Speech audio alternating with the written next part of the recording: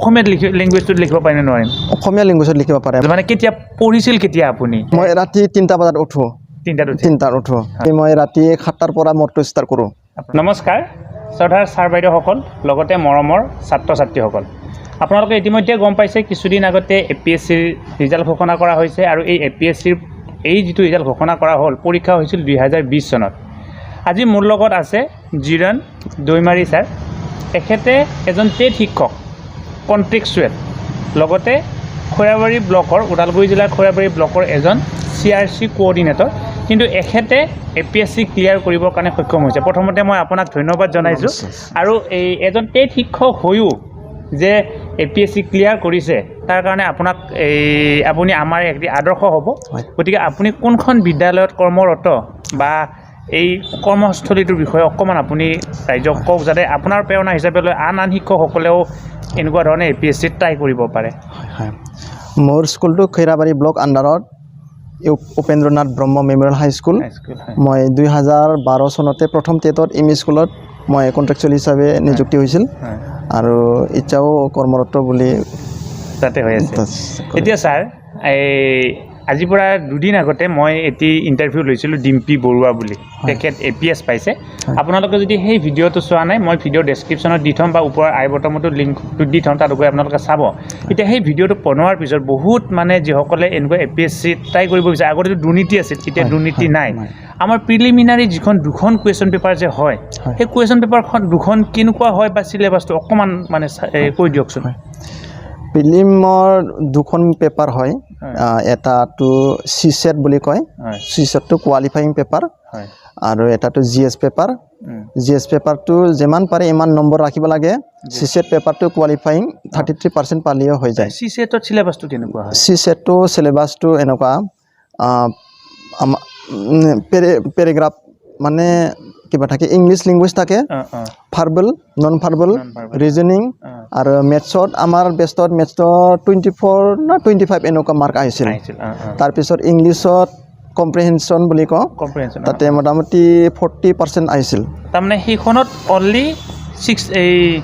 33% 66 number পাব লাগিব 66 পাব লাগে আৰু যিখন আমাৰ এই কি বুলি কয় সেইখন এইটো জেনেৰেল ষ্টাডিজ সেইখনত কেনেকুৱা মানে চিলেবাছটো জেনেৰেল ষ্টাডিজ জেনেৰেল যিটো GS পেপাৰ হয় প্ৰিলিমৰ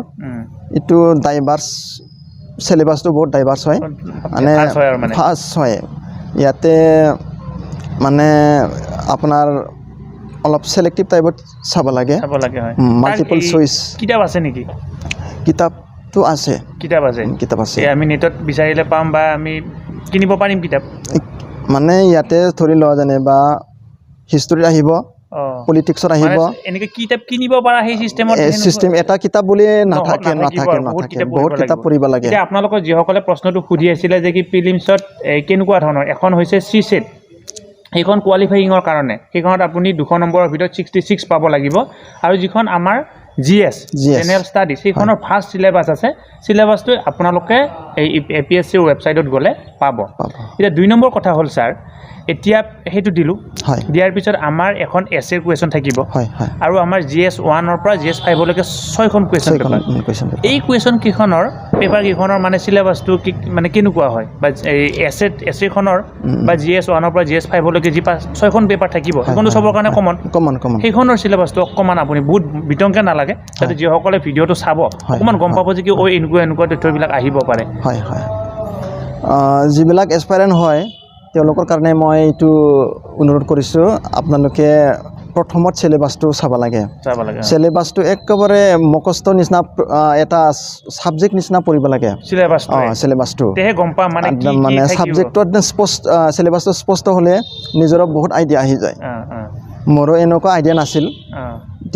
যেতিয়া মই যেনিবা ইউটিউববিলাক চালোঁ চিলেবাছটো ভালকৈ চালোঁ তাৰপিছত GS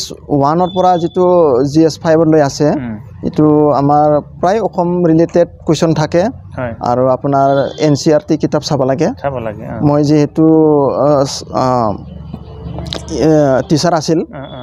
মই ছ'চিয়েল ষ্টাডিজ লওঁ ক্লাছত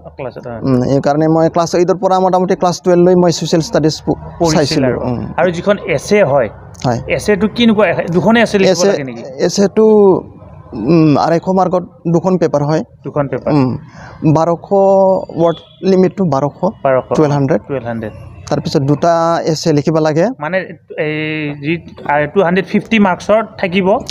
মাত্ৰ 2খন এছে মানে বহুত ভালকৈ লিখিব লাগিব এছে সেকশন এ সেকশন বি থাকে সেকশন এ টো তাৰ মানে কাৰেন্ট এফেয়াৰ টাইপত দিয়ে তাৰপিছত সেকশন 2 টো স্ট্যাটিক্স মানে যেনিবা জেনাৰেল নলেজ টাইপত দিব সেই দুখনত পালে পোৱাৰ পিছত আপোনাৰ এই মানে এই অপচনেল কি লৈছিলে আপুনি মই অপচনেলটো বড়োয়ে লৈছিলোঁ লেটাৰ এছাৰ মানে বড়ো মাধ্যমৰ হয় এখেতে বড়ো লৈছিলে অপচনেলটো যোনে যি ল'ব পাৰে এতিয়া ছাৰ আমাৰ মানে বহু এই মানে ভিউৱাৰ্ছে হয় বা মানে যিসকলে APSC দিব বিচাৰে তেওঁলোকে প্ৰশ্ন সুধি আছে আমি এই আমাৰ যিটো প্ৰিলিমছ হয় সেইটো অবজেক্টিভ টাইপ নেকি অবজেক্টিভ টাইপ সেইটো তাৰমানে আমাৰ টেটৰ পৰীক্ষাৰ নিচিনা খালি ৰাউণ্ড কৰা হয় আৰু আমাৰ যিটো হেৰি হ'ব এই এছৰ পৰা GSৰ সেইটো লিখা এইটো ডেছক্ৰিপটিভ হ'ব তাত আমি কিবা এই অসমীয়াত লেংগুৱেজটোত লিখিব পাৰে নে নোৱাৰিম অসমীয়া লেংগুৱেজত লিখিব পাৰে মোৰ ডেস্কত ওচৰত এজন অনিল ভয়ান বুলি এজন আছিল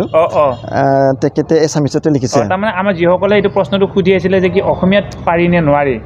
এটা নিজৰ ইংৰাজীটো পাৰিয়ে ইংৰাজী পাৰে মই অসমীয়াটো পাৰি আপুনি কিহত ইংৰাজী লিখিছিলোঁ ছাৰে ইংৰাজীত লিখিছে তাৰমানে যিসকলৰ অসমীয়াত পাৰে মানে লিখিব লিখিব পাৰে আৰু ইণ্টাৰভিউত আপোনাক কি ভাষাত সুধিছিলে ইণ্টাৰভিউটো মোটামুটি মই 80% এছামিছতে কৈছিলোঁ আৰু 20% ইংলিছত কৈছিলোঁ তাৰমানে ইয়াৰ আগৰ ভিডিঅ'টোতো দীপ্তি বৰুৱা বাইদেৱে আপোনালোকক কৈছিল বা এই কথাখিনি মই এই ভিডিঅ'টো জৰিয়তে গম পাইছিলে আপোনালোকে যে কি ইণ্টাৰভিউটো অসমীয়াত হ'ব অসুবিধা নাই আৰু লিখাটো আপোনালোকে অসমীয়াত লিখিব পাৰিব প্ৰিলিমছত আপোনালোকৰ 2খন পেপাৰ আৰু মেইনছত আপোনালোকৰ 8খন পেপাৰ 8খনৰ 2খন অপচনেল 6খন জেনাৰেল মানে চবৰ কাৰণে প্ৰিলিমছৰ মাৰ্কটো ইয়াতে যোগ হয় নেকি যোগ নহয় প্ৰিলিমছৰ মাৰ্কটো ইয়াতে যোগ নহয় গতিকে এইখিনি কথা আপোনালোকক জনালো এতিয়া আপোনাৰ যেহেতু APSC ক্লিয়াৰ কৰিলে আপোনাৰ কি পোষ্টত মানে কাৰণে আপোনাৰ সিলেক্ট হৈছে সেইটো অকমান কৈ দিয়কচোন মই সাব ৰেজিস্ট্ৰাৰত 25 ৰেংকত আছো টোটেল 30 মই 25 ৰেংকত আছো 30 কেণ্ডিডেট পাইছে এতিয়া 25 ৰেংকত একেতে আছে আৰু আপোনাক মই এটা অনুৰোধ জনাম যিসকলে ইন ফিউচাৰ APSCত এপ্লাই কৰিব মানে বিচাৰি আছে বা বিচাৰিব তেওঁলোকৰ কাৰণে আপোনাৰ মানে কি পৰামৰ্শ হ'ব যে কি আপোনালোকে এনেকুৱা ধৰণে কৰক অকমান জাষ্ট মানে যিসকলে মানে ভাবি আছে যে কি ইন ফিউচাৰ APSCত মই ট্ৰাই কৰিম বুলি মোৰ মতেতো ফাৰ্ষ্টত সিলেবাসটো স্পষ্ট হ'ব লাগে কি আছে গোটাই কি আছে তাৰপিছত যেতিয়া মোৰ মতে ডাউনলোড কৰি ল'ব লাগে তাৰপিছত আৰু একদম পুৰা ইনজৰত আলাই থ'ব লাগে সিলেবাসটো মানে দেখা পাই থাকে তাৰপিছত মোৰ মতে মই 3টা বস্তু একদম প্ৰয়োজন বুলি ভাবোঁ এটা হাৰ্ড ৱৰ্ক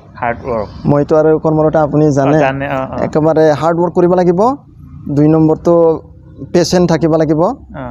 তাৰপিছত আৰু বাকি ৰিজাল্টটো আহি যাব তাৰমানে এতিয়া আপুনিতো এজন শিক্ষক ৰাতিপুৱা বিদ্যালয়ত আহে যায় মানে যিসকল শিক্ষকে চাব দেই তেওঁলোকৰ কাৰণে সুধিছোঁ কেনেকৈ টাইমটো মেনেজ কৰিছিল মানে কেতিয়া পঢ়িছিল কেতিয়া আপুনি মই তাৰমানে মই ৰাতি 3টা বজাত উঠোঁ 3টাত উঠোঁ তাৰপিছত মই পুৱাত কিনিতো 3টাৰ পৰা মোটামুটি 6টা 7টালৈ পঢ়োঁ তাৰপিছত মই স্কুলত 8:30 মানত যাওঁ তাৰপিছত আৰু 2:30 মানত আহি মই আৰু ঘৰুৱা কিছুমান কাম আছে ছোৱালী এজন আছে ছোৱালীটো আৰু অলপ পঢ়াব লাগে তাৰপিছত আৰু হেতক বিদায় দি মই ৰাতি 7টাৰ পৰা মোৰটো ষ্টাৰ্ট কৰোঁ আপোনাৰ নিজৰটো হয় এতিয়া চাওক এজন শিক্ষক লগতে CRC কোঅৰ্ডিনেটৰ আৰু মোৰ ভাগ্য আমাৰ ওদালগুৰি জিলাৰ একেলগতে ইমান দিন আমি বিভিন্ন মিটিংবিলাক কৰি আছোঁ কিন্তু ছাৰক আজি এটি নতুন ৰূপত পাইছোঁ এই নতুন এখেতৰ কথা আপোনালোকৰ মাজলৈকে লৈ যাবৰ কাৰণে চেষ্টা কৰিছোঁ এখেতে ৰাতিপুৱা যেতিয়া মানে APSC চেষ্টা কৰিছিল ৰাতিপুৱা 3 বজাত উঠে 6 বজালৈকে পঢ়ে বিদ্যালয়ত গা পা ধুলে ৰাতিপুৱা কামবিলাক কৰিলে গ'ল ৰাতিপুৱা আহি ভাটিবেলা আহি নিজৰ ঘৰুৱা কামবিলাক কৰি আকৌ 7 বজাৰ পৰা পঢ়িবৰ কাৰণে বহে গতিকে আমি যদি ইচ্ছা কৰোঁ যে কি আমিও যদি APSC ট্ৰাই কৰিম বা APSCত আমাৰ এনেকুৱা ধৰণে হ'ব কাৰণ এতিয়া দুৰ্নীতি নাই মাজতে আপুনি পইচা পাতি দিছে নেকি নাই একেবাৰে নাই মই ক'ব পাৰে কিন্তু সামৰ্থ্য নাথাকিব 5 লাখ 6 লাখ 10 লাখ 20 লাখ টকা দিয়া আমাৰ সামৰ্থ্য নাই গতিকে তেনেকুৱা ধৰণৰ কথা পইচা পাতি যিহেতু কথা নাই হাৰ্ড ৱৰ্ক কৰক কৰিলে আমি নিশ্চয় আমাৰ যোগ্যৰ বলত ছাকচেছ হ'ব পাৰিম। এই ভিডিঅ'টোৰ জৰিয়তে মই আপোনালোকক ছাবজেক্টৰ কথাখিনি ক'লোঁ। এখেতে পৰামৰ্শ দিলে ছাবজেক্টৰ যিটো চিলেবাছটো ডাউনলোড কৰি লওক আৰু সেইখনকে মুখস্থ থাকিব লাগিব। গতিকে এখেতৰো শাৰীৰিক যথেষ্ট ভাল নহয়, এখেতৰ অকণমান অসুখ হৈ আছে, এই ডিঙিৰ প্ৰব্লেম এটা হৈ আছে। গতিকে আপোনালোকক এই কিছু চমু সময়ত এখেতৰ পৰা কিছু কথা ক'বৰ কাৰণে আপোনালোকক চেষ্টা কৰিলোঁ। মই আশা কৰিম ছাৰ আপুনি ইন ফিউচাৰ গৈ আমাৰ ওদালগুৰি জিলাৰ লগতে BTAD নাম মানে ভাল কৰক, ভালকৈ কাম কৰক আৰু আপোনাৰ কৰ্মৰ দ্বাৰা মানে অনুপ্ৰাণিত হৈ যাতে আন 2-4জন মানে শিক্ষক, ছাত্ৰ ছাত্ৰী বা আন এই যুৱক যুৱতীয়ে অনুপ্ৰাণিত হওক। আপোনাক ধন্যবাদ জনাইছোঁ। নমস্কাৰ, ধন্যবাদ, থেংক ইউ।